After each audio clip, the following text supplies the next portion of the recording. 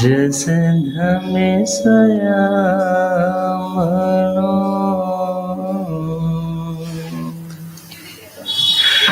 जी हाथ जोड़े गोरानो मेरी वंदना जी हाथ जोड़े गोरानो मेरे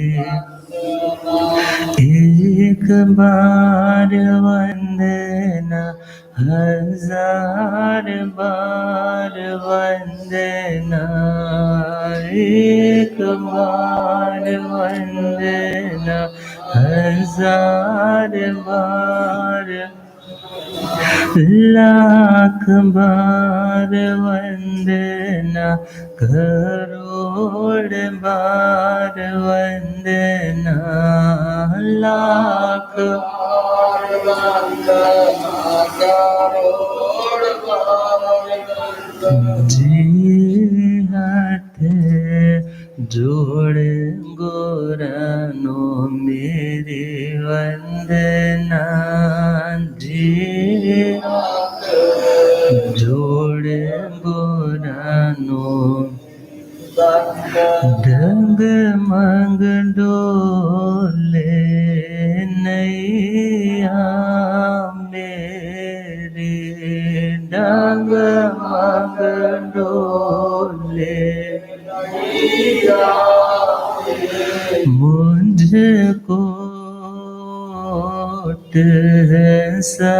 सतगुरु तेरी मुझको ओट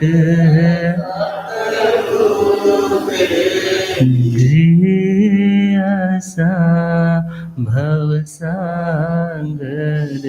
पार लंघना जियासा भवसागर पार जी हाथ जोड़ गोरानो मेरी वंदना जी हाथ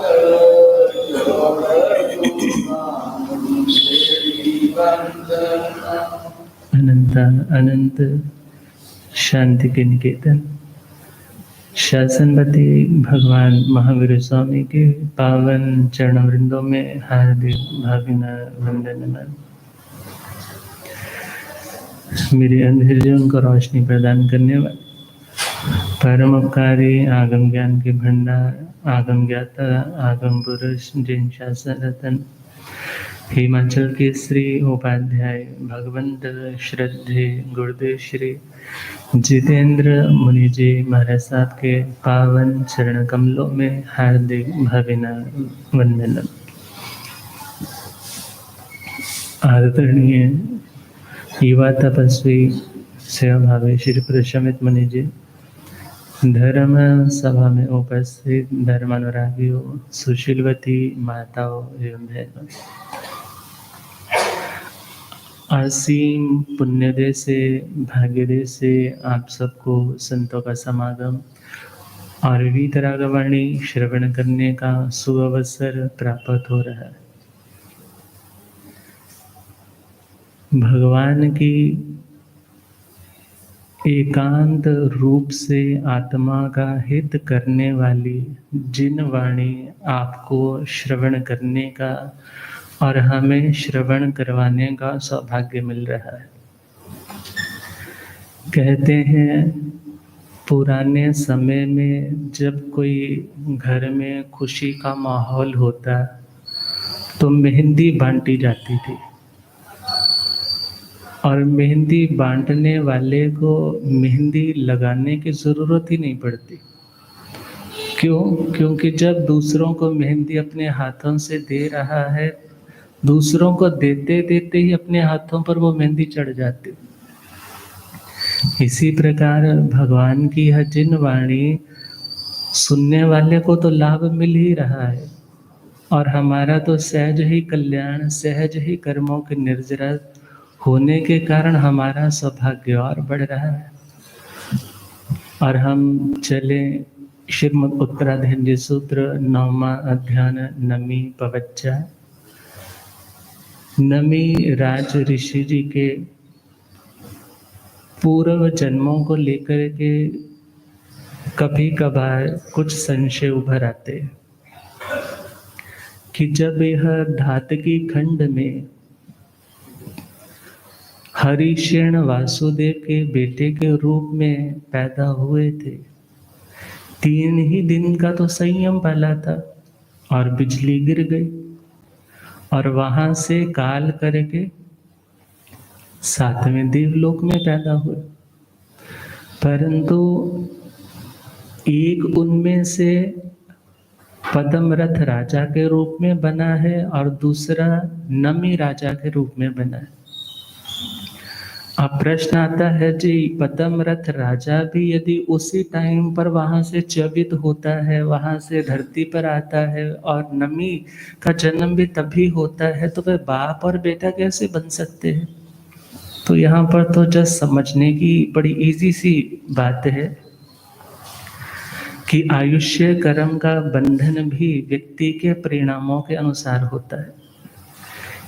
इवन सुनक्षत्र और सर्वानुभूति एक ही टाइम में भगवान के चरणों में थे जब गौशाले ने तेजोलेश्या से दोनों को जला दिया। मगर एक का प्रयाण ऊंचे देवलोकों में, एक का कम देवलोकों में, मीन्स छोटे लेवल पे थोड़े रह गए, बने तो आराधा कही। इसी प्रकार हम देखें, भले दिखने में दोनों एक समान क्रियाएं कर रहे होंगे, मगर परिणामों की विचित्रता को आप और हम नहीं जान सकते। और बहुत बार लंबी आयुष्य में भी सुख का रस गाढ़ा नहीं होता, और बहुत बार छोटी सी उम्र में भी सुखों का रस बहुत गाढ़ा होता है। इसी प्रकार देखें, जो पद्मरथ और नमी जी के पूरा भव यदि देव भव है, तो वहां पर समझने की सीधी सी बात है कि पद्मरथ का जीव पहले वहां से च्युत हो चुका है, पहले देवलोक की पर्याय को पूर्ण करके इस धरती पर आ चुका है मिथिला में। और जो नमी जी का जीव है वो बाद में वहां से काल करके च्युत होकर के यहाँ पर पधारे मदन रेखा जी के गर्भ में। अतः इनकी नमी जी की उम्र उनसे छोटी हो गई और पद्मरथ जी की उम्र बड़ी हो गई। और पद्मरथ जी ने तो जाकर के उसको अडॉप्ट ही किया है, वे वैसे साक्षात पिता नहीं थे। और हम आगे बढ़े तो पद्मरथ जी ने तो दीक्षा ले ली, मगर अभी नमी राजा की दीक्षा शेष है। और उसमें ही देखा जाए, जो शेष रहता है वही विशेष होता है, जो शेष होता है वही विशेष होता है। तो हम अब विशेष पात्र हमारे नमी राजा जी की जीवनी को सुनने के लिए आगे बढ़े। जब माता मदन रेखा जो साध्वी बन चुकी है, दोनों बेटों को समझाया बुझाया कि तुम अनर्थ करने जा रहे हो, इतने जीवों की हिंसा, इतने प्राणों का घात हो जाएगा सिर्फ अपनी एक ईगो को पुष्ट करने के लिए कि मैं बड़ा हूँ, मैं ताकतवर हूँ। मगर और आगे देखो तो तुम दोनों सगे भाई हो, और भाई भाई इस तरह से झगड़ा नहीं करते। जब यह हिडन वाला टॉपिक अनहिडन हो गया, अभी तक तो ऑब्सक्योर था, अभी तक तो ढका हुआ था, अभी तक तो किसी को पता नहीं था, मगर वो सच्चाई आज माँ ने रिवील कर दी, सामने रख दी। तो जो हुआ वो कल को आपको सुनाया कि चंद्रयश राजा ने तो सारा कार्यभार किसको दे दिया? नमी राजा। और नमी राजा ने अनुनय विनय तो बहुत की कि आप संभालिए, मैं भी सेवक बन करके रहूंगा, मगर वो नहीं माने। उन्होंने सोचा कि जिंदगी के भोग बहुत भोग लिए, अब यदि जो ऑलरेडी बैंक में डिपॉजिट है उसको खर्चते जाएंगे, एक दिन तो खाली होने ही वाला है। अब बहुत भोग लिया, अब अपनी जिंदगी में कुछ अच्छा भी कर ले, और मेरी माता तो कर्म काटने के मार्ग पर है, तो मैं भी क्यों ना उसी मार्ग पर अग्रसर हो जाऊं। और ऐसी प्रेरणा मिली। और नमी राजा अभी गृहस्थ दशा में है, 1008 रानियां है उनकी, और वो रणिवास भी इतना बड़ा है और किसी कम वस्तु की कमी नहीं। मगर ऐसा क्या होता है कि नमी राजा को दीक्षा के भाव जाग जाते। तो सुने नमी राजा की उस वैराग्य की घटना। नमी राज के सुनाए, नमी राज के सुनाए, वैराग्य की कहानी, वैराग्य की कहानी। कंगन बने हैं कारण, कंगन बने हैं कारण, बदली है जिंदगानी, बदली है जिंदगानी। कंगन का मनमोहक शब्द तो एक प्रिय की हृदय की उन तारों को झंकृत कर देता है जो वासनाओं के रूप में सोई होती। मगर नमी राजा उस निमित्त को किस रूप में खुद से रिलेट कर गए कि वो जागृत हो गए। कमी कोई नहीं थी। बहुत से लोग दीक्षा इसलिए भी लेते हैं कि मेरा यह लोक संवर जाए। यह लोक मीन्स अभी मेरे पास इतना कोई सम्मान नहीं, अभी मुझे कोई पूछने वाला नहीं। चलो इस दुनिया में लोग साधु को बहुत पूजते हैं, जो साधु बन जाए। यह लोक प्रतिबद्ध दीक्षा। और बहुत से लोग परलोक प्रतिबद्ध दीक्षा लेते हैं। परलोक मीन्स मेरा अगला संवर जाए, मेरा परलोक संवर जाए, मैं देवगति में जाऊं या अगले जन्मों में सेठ सेनापति इत्यादि बनो। इस भावना से संयम तब पालते हैं। पुरातन समय में जब हम सुनते हैं कि राजा लोग भी पहला आश्रम ब्रह्मचर्य आश्रम, दूसरा आश्रम गृहस्थ आश्रम, तीसरा आश्रम वानप्रस्थ और चौथा संन्यास आश्रम, कहते हैं उनका क्या लॉजिक रहता था। वो कहते दुनिया के भोग बहुत भोग लिए, परंतु आज तो राजा है, अगले जन्म में ये ना हो ये सारा बैंक बैलेंस तो खाली हो गया तो अगली बार हमें छोटे लेवल पर जन्म लेना पड़े। तो फिर क्या करते, फिर दोबारा से तपस्या में लग जाते। और कुछ आत्मार्थी भी होते, वे लोग इन दोनों चीजों से ऊपर उठ करके आत्म शुद्धि के लिए संन्यास लेते। तो पहला यह लोक प्रतिबद्ध दीक्षा, दूसरा परलोक प्रतिबद्ध दीक्षा, तीसरी है उभय लोक प्रतिबद्ध दीक्षा। चलो ये जन्म भी सफल हो जाएगा और अगले जन्म में भी सुख सुविधाओं की कोई कमी नहीं आएगी, यह सोच करके दीक्षित हो जाते हैं। और कुछ अप्रतिबद्ध दीक्षा, अर्थात कोई प्रयोजन नहीं दुनिया का, मात्र एक ही प्रयोजन, मेरी आत्मा कर्मों से शीघ्र अतिशीघ्र मुक्त हो जाए। इस भावना से ली जाने वाली दीक्षा सर्वोत्तम दीक्षा है। और हम देखें राजा नमी के पास क्या नहीं है, सब कुछ तो है, तो यह लोक प्रतिबद्ध दीक्षा तो हो नहीं सकती। और आगे चले तो उनकी यह दीक्षा परलोक प्रतिबद्ध भी नहीं है। क्यों नहीं है? क्योंकि वे अपनी जिंदगी में अपने नियम कायदों के अकॉर्डिंग चल भी रहे हैं। और देखा जाए इस समय जो वैराग्य जागने जा रहा है वो अप्रतिबद्ध दीक्षा का जागृत होने जा रहा है। तो क्या लिखा, मिथिला है राजधानी, सुख भोग है लासानी, रंभा में नकासी, हर एक उसकी रानी,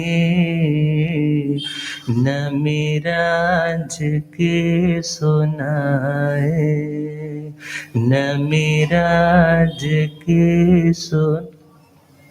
वैराग्य की कहानी, वैराग्य की कहानी।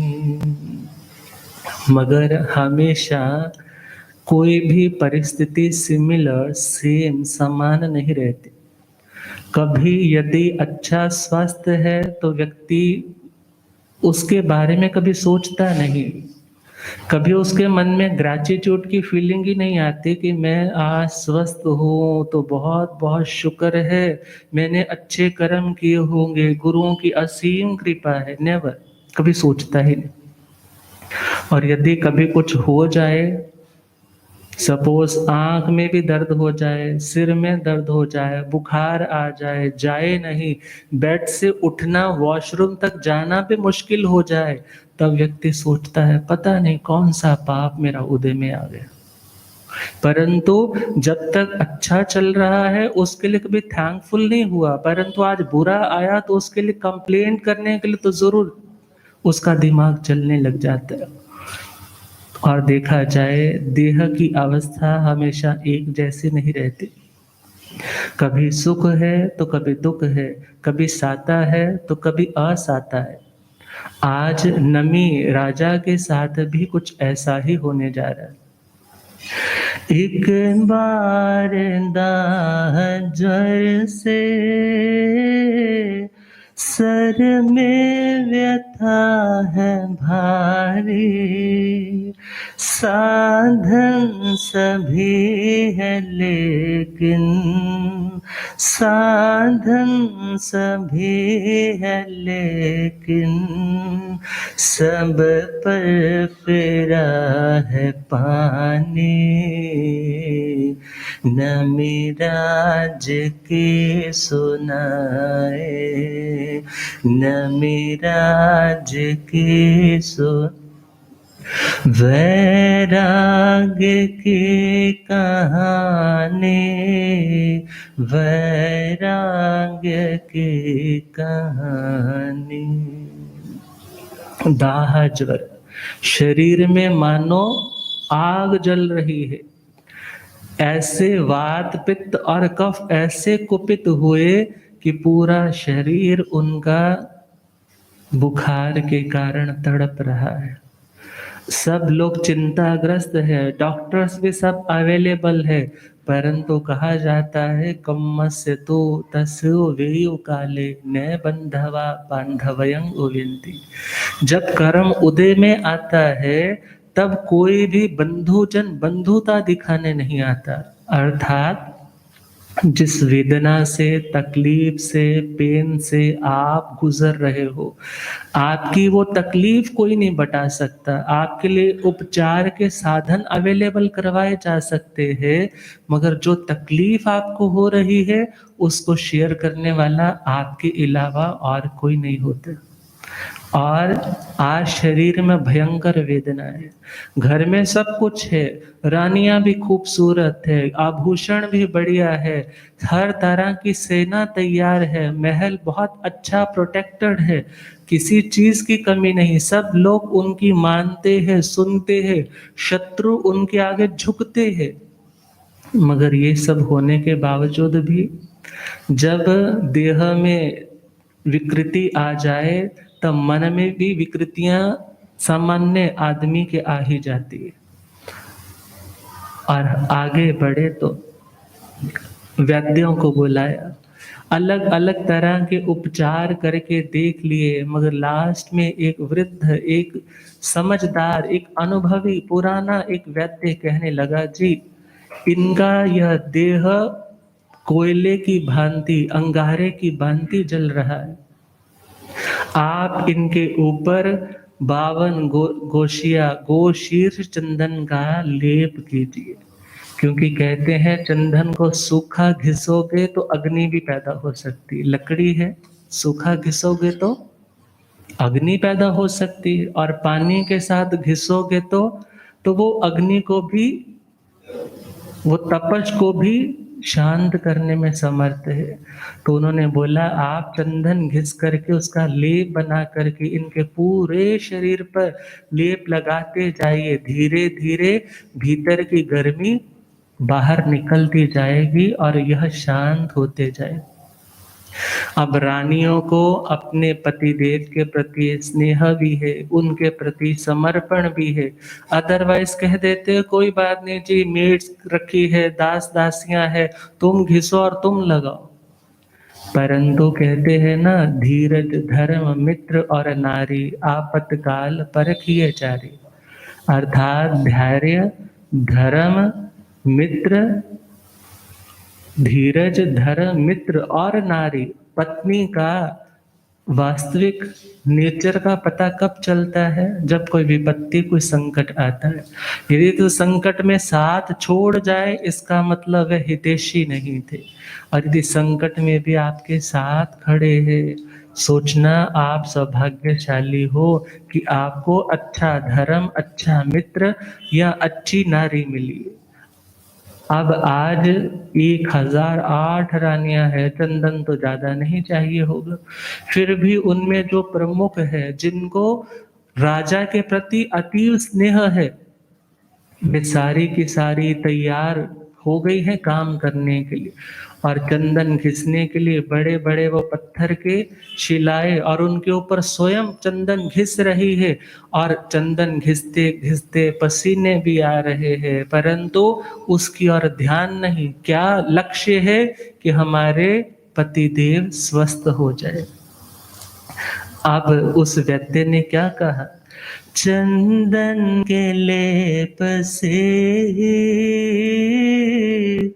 आराम मिल सकेगा, कहा राज वैद्य ने यू, करो जल्दी राज रानी,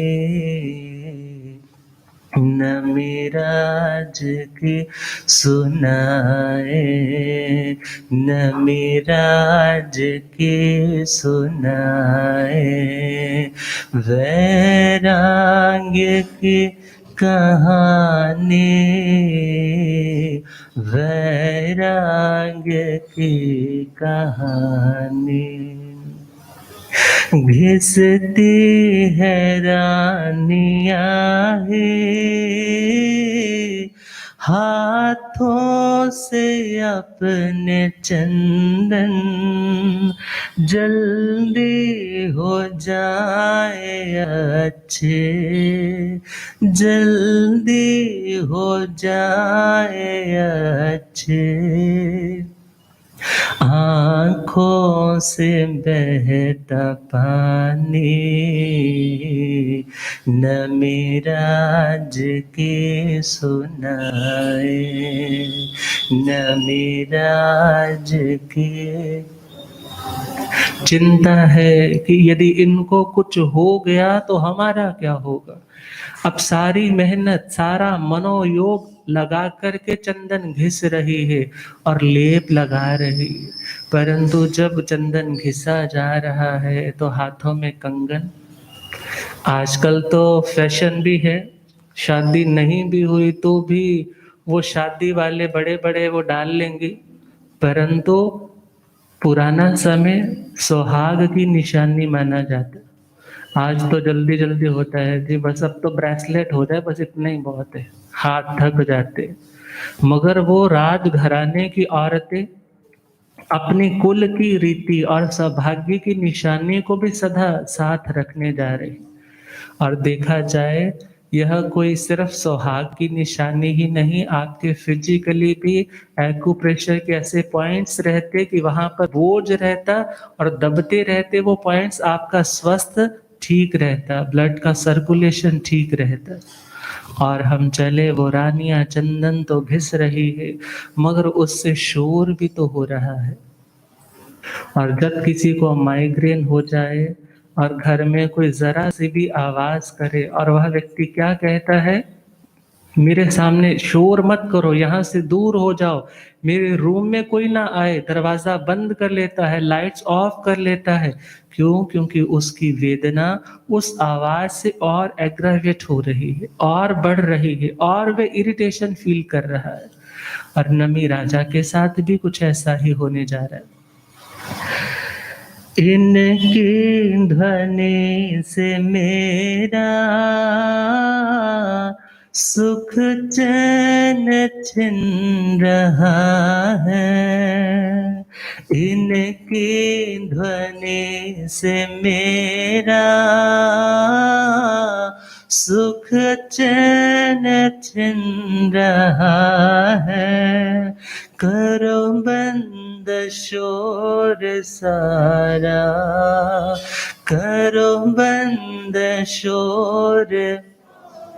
ये बात सबने मानी, नमिराज के सुनाए, नमिराज के सुन। वैराग्य की कहानी, वैराग्य की। अब रानियां कश्मकश में पड़ गई। अजी, जब तक पति जीवित है तब तक हम ये अपने कंगन कैसे उतार सकती? और कंगन पहने हैं, चंदन घिसेंगी, आवाज तो आएगी ही आएगी। मगर समझदार व्यक्ति मौके पर ही समझदारी की बात कोई ना कोई समाधान खोज लेता है। उनमें से एक रानी कहने लगी, जी हम अपने कंगनों में से सिर्फ एक एक कंगन रखेंगे अपने हाथों पे, क्योंकि 2 या 10 कंगन पहनेंगे तो शोर होगा। एक सिंगल सिंगल कंगन रखेंगे तो हमारे हिलने से भी कोई शोर नहीं होगा। और सबने यह बात मान ली। कंगन रखा है एक ही, सौभाग्य की निशानी। कंगन रखा है एक ही, सौभाग्य की। और जैसे ही शोर नहीं आ रहा, काफी समय हो गया, और नमी को लगा शायद चंदन घिसना अब बंद हो गया। पूछा नमी ने पूरन, हुआ कार्य जो वीरानी। नमिराज के सुनाए, नमिराज के सुन। वैराग्य की कहानी, वैराग्य की। राजा नमी को लगा कि आवाज तो आ नहीं रही, हो सकता है इन्होंने चंदन घिसना ही बंद कर दिया। पूछा, क्या चंदन घिसना बंद हो गया? बोले, नहीं महाराज, चंदन तो घिसा जा रहा है। फिर इतनी वीरानी क्यों है? इतनी खामोशी क्यों है? इतनी शांति कैसे हो रही है? उन्होंने क्या कहा? हे देव, कार्य चलता है, आ रहा है तब से। हे देव, कार्य चलता है, आ रहा है। कंगन है एक नीर, कंगन है एक नीर। छाई तभी वीरानी, नमिराज के सुनाए, नमिराज के सुन। वैराग्य की कहानी, वैराग्य कहने लगे महाराज अब हमारे हाथों में एक एक कंगन है जिसके कारण नीरवता है। रव बोलते हैं शोर को। रव किसको बोलते हैं? शोर को, आवाज को। जहाँ एडो एंड शिंडी है, बहुत ज्यादा आवाज है, बहुत टर्मोइल है, मगर जहाँ पर सिर्फ एक एक कंगन है वहां पर कोई आवाज नहीं, वहां जस्ट नीरवता, वहां जस्ट साइलेंस है। जैसे ही ये बात सुनी और सुनते सार ही इस बात को, इस स्टेटमेंट को सेल्फ रिलेट कर लिया। याद रखना आप लोग बहुत सुनते हो, मगर जब तक आप उस घटना को सेल्फ रिलेट खुद से नहीं जोड़ते, आपको कोई कंक्लूजन नहीं मिलता। आप यहाँ तो कह देते हो अजी उसके साथ बड़ा बुरा हुआ, ऐसा नहीं होना चाहिए था, या कोई कहता है होता ही है संसार में, और कोई अपने साथ जोड़ता है, हे आत्मा यदि कभी तेरे से ऐसा कुछ हुआ तो तेरे साथ भी ऐसा ही होने वाला है। अब हम देखें, नमी राजा ने उस नीरवता को, एक कंगन से नीरवता आ जाती है। जहाँ एक है वहाँ शांति है, जहाँ दो या अनेक है, कि एक से बढ़ गया वो अनेक है, 2 है, 4 है, 10 है, 100 है, वहाँ पर टकराव भी है, वहाँ पर शोर भी है, वहाँ पर अशांति भी है। और नमीराज क्या सोचने लगे, जहाँ जीव हो अकेला होता नहीं झमेला, जहाँ जीव होता नहीं झमेला, एकत्व भाव से ही, एकत्व भाव से जीवन बने रूहानी। नमीराज की सुनाए, नमीराज के वैराग्य की कहानी, वैराग्य की। कंगन बने हैं कारण, कंगन बने हैं, बदलेगी जिंदगानी, बदलेगी जिंदगानी। और कुछ रिलैक्सेशन भी हो रही, जैसे विचार आप लेकर के सोते हो, कॉन्शियस लेवल पर आप जैसा सोचते हो सोते हो, सबकॉन्शियस माइंड तो 24 आवर्स चल रहा है, वर्किंग में है, काम कर ही रहा है।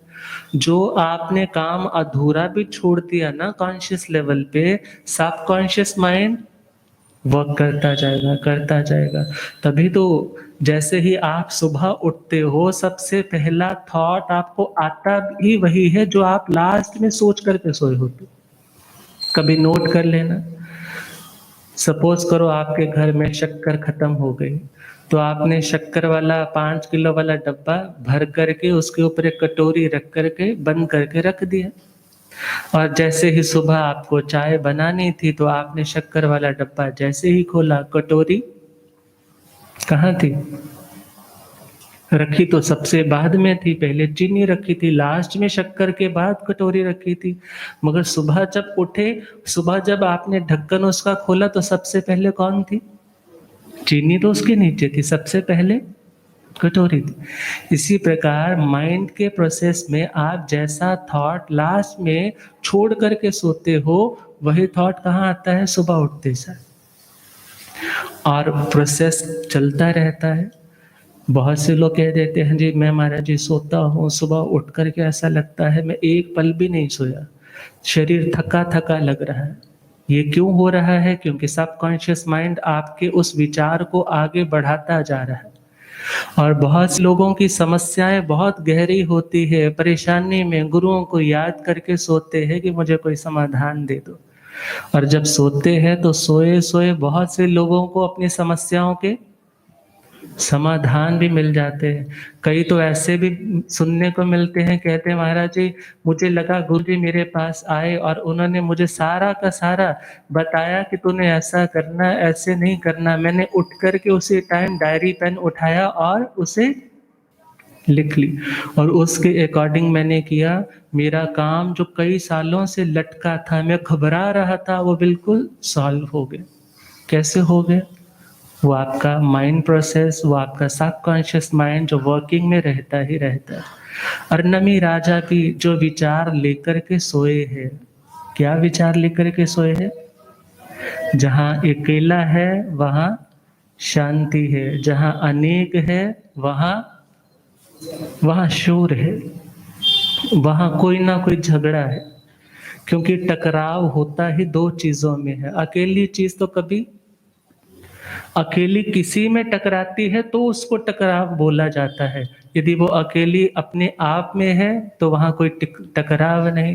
जहाँ टकराव नहीं वहाँ अशांति नहीं, जहाँ टकराव नहीं वहाँ बिखराव नहीं, वहाँ हमारी एनर्जीज बटती नहीं है।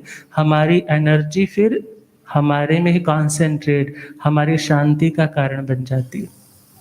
तो हम देखें शुभ भाव लेकर के जब नमी राजा सोने को स्वप्न अवस्था में पहुंचे। एक नींद की अवस्था होती है और एक स्वप्न की, सपनों की, ड्रीम्स की अवस्था होती है।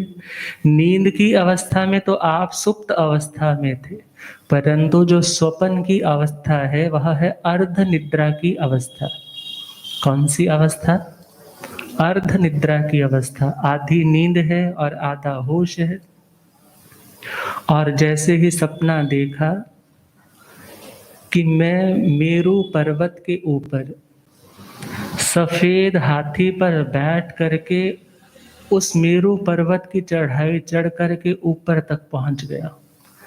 और यह सपना देखते सार ही उनकी आंख नंदी घोष बजने लगे। सुबह का ब्रह्म मुहूर्त है और आजकल की तरह तो अलार्म वाली घड़ियां तो थी नहीं, मगर उस टाइम पहर रात्रि बीतने के बाद अनाउंसिंग करने के लिए जिनकी ड्यूटीज रहती, वो ग्रह नक्षत्रों के तारों के गति के अकॉर्डिंगली समय देख करके वो बेल बजा देते, बाजे बजा देते। और जिस टाइम वो ध्वनियाँ गूंजने लगी और वो ध्वनियाँ सुन करके शुभ मंगल वेला में नमी राज ऋषि जागृत हुए और सोचने लगे क्या कि मैंने जो सपना देखा ऐसा कुछ मैंने पहले भी देखा है। आपको भी होता है ना ये सपना? कई बार कोई सपना आपकी लाइफ में बार बार रिपीट होता है। आपको लगता है मैंने ये पहले भी देखा है, ये जगह मैंने पहले भी विजिट की है, ये आदमी मैंने 10 बार सपने में देखा है, कौन है ये? और जो व्यक्ति अपनी स्मृति पर बार बार जोर डालता है और जोर डालते डालते कई बार ऐसी स्थिति भी आती है कि वो परते हटने लगते हैं और मति ज्ञानावरणीय कर्म के क्षोभम से उस आत्मा को जाति स्मरण ज्ञान हो जाता है। जाति स्मरण मीन्स अपने पूर्व जन्म की जाति, अपने पूर्व जन्म का जन्म स्मृति में आ जाता है। और याद रखना स्मृति किसकी होती है? जो पास्ट है। स्मृति आप रिकॉल किसको करते हो? आप रिमाइंड किसको करते हो? आप याद किसको करते हो? जो ऑलरेडी घटित हो चुका है। और जो प्रेजेंट है, इस प्रेजेंट में रहते हुए ही आप पास्ट को भी रिकॉल कर सकते हो, फ्यूचर को भी प्लान कर सकते हो और प्रेजेंट में रहने का भी अभ्यास कर सकते हो। तीनों ऑप्शन आपके पास है। और वो नमी राजा स्मृति पर जोर, अपनी बुद्धि पर, अपने दिमाग पर जोर डाल रहे हैं, ये चीज मैंने पहले भी कभी देखी है। और जब स्मृति पर जोर डाल रहे हैं तो क्या स्मृति में आता है? तो हम चलते हैं नमी राज ऋषि नमी पवज्जा 9वां अध्ययन पहली गाथा। भगवान क्या फरमाए? चयूण देवलो गाओ वनो माणोस मिलो गमे, उव संत मोहणी जो सराए, पोराणी अंजाए। महाराज नमी सरई पोराणियं जाई। स्मरति, स्मरण करते हैं, याद करते हैं, जो ऑलरेडी मेमोरी में है, आपकी जो मेमोरी कार्ड में है, आप उसी को तो बाहर सर्च करते हुए निकाल सकते हो। यदि मेमोरी में है ही नहीं, सपोज वो डाटा आपके यूट्यूब पे अपलोड ही नहीं है, आप कितनी भी सर्च करो वो आने वाला नहीं। इसी प्रकार जो मेमोरी में था, और मेमोरी को इंस्टॉल करने का साधन कौन सा है? मेमोरी कार्ड है।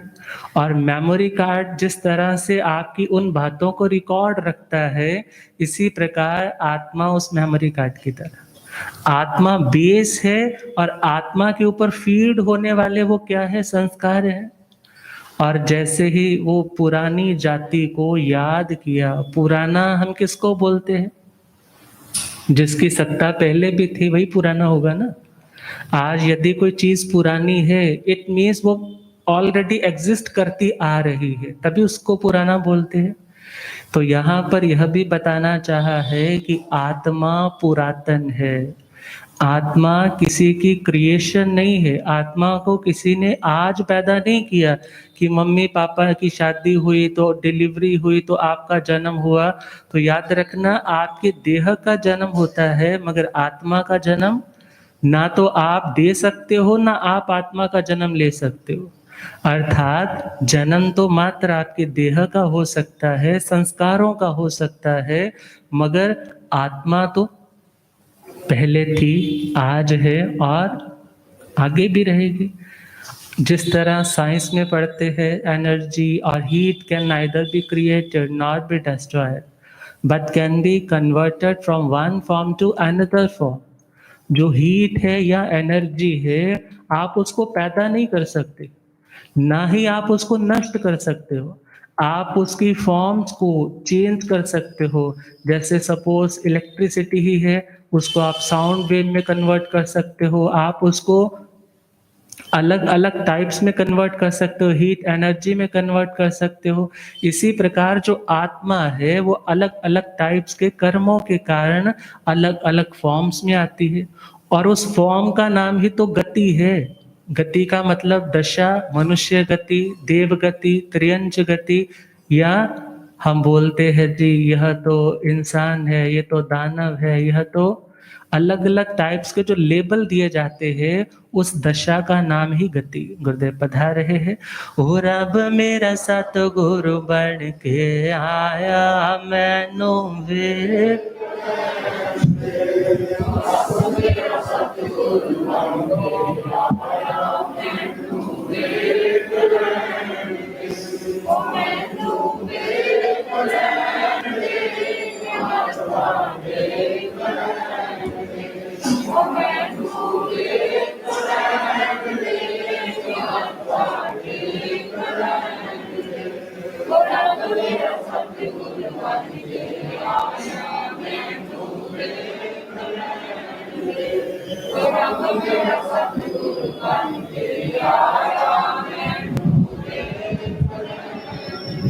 ओ चिट्टा चोला मुकते पटी हंसा वाले, ओ चिट्टा चोला मुकते पटी हंसा वाले चाल, ओ अर्थ चुकदा है संसार मैनू वेख लैण दे,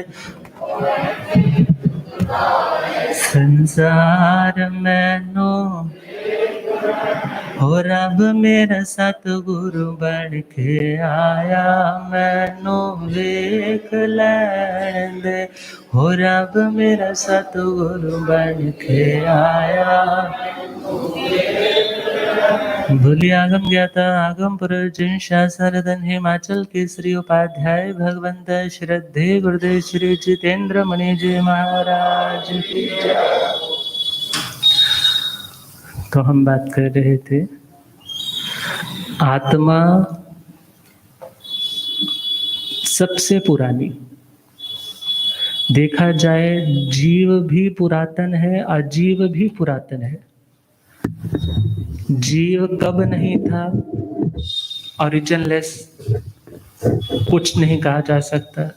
जड़ पदार्थ जो पुद्गल है वो कब नहीं था, परमाणु रूप से उनकी भी सत्ता शाश्वत, मगर इनका जो संयोग है उसी का नाम संसार है।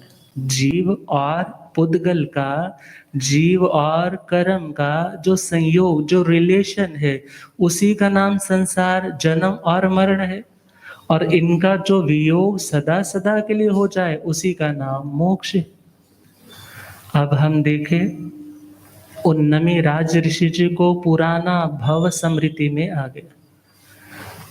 अब पुराना भव स्मृति में जब आया तो क्या देखा, चयुण देव लोगाओ, मैं देवलोक से च्यवित हुआ हूं। दो शब्द आते हैं, च्यवन और उद्वर्तन।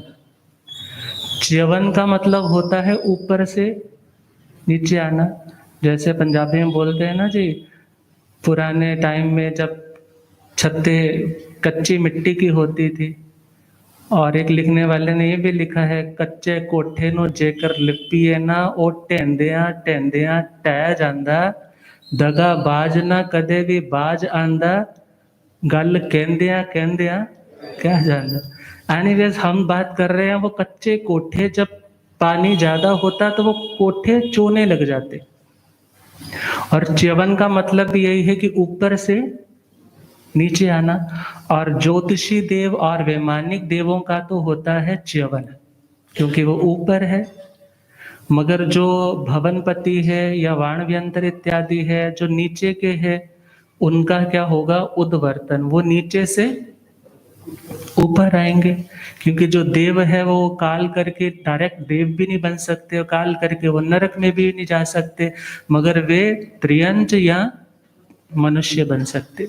तो आज नमी राजा को क्या स्मृति में आया कि मैं कहां से आया हूं, देवलोक से च्यवित हुआ हूं, 7वां देवलोक, और वहां के पुष्पोत्तर विमान से उवन्नो माणो सम्मी लोगमी, और इस मनुष्य लोक में मेरा जन्म, मैं उत्पन्न हुआ।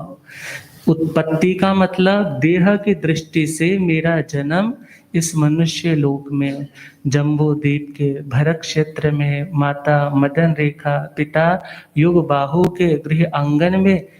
गृह आंगन तो बोलने को है, जन्म तो कहाँ हुआ, जंगलों में। किन स्थितियों में हुआ, ये सब कुछ रिकॉल हुआ है। और ये रिकॉलिंग का, इस रिग्रेशन का, इस जाति स्मरण ज्ञान का कारण क्या बना, यहाँ पर तो रीजन दिया है, ओ वसंत मोह निज्जो, कि उनका मोहनीय कर्म उपशांत हो गया था। मगर देखना होगा, मोहनीय कर्म के उपशांत होने से जाति स्मरण ज्ञान का प्रयोजन नहीं है, बल्कि यह अधिकार नमी महाराज की दीक्षा का है। इसलिए बताने के लिए कहा गया है, जिसका दर्शन मोह और चारित्र मोह कुछ शांत और कुछ क्षय होता है, ऐसी आत्माओं को दर्शन मोहनीय का क्षोभशम होगा तो श्रद्धा आएगी धर्म पर, और चारित्र मोहनीय कर्म का क्षोभशम होगा तो जिंदगी में यह चारित्र आएगा।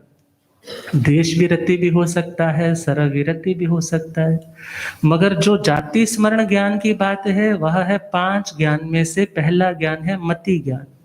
और उसी मति ज्ञान का एक देखा जाए हिस्सा बोला जाए कि उस मति ज्ञान के क्षोभशम से किसी जीव को पूर्व भवों की स्मृति हो सकती है।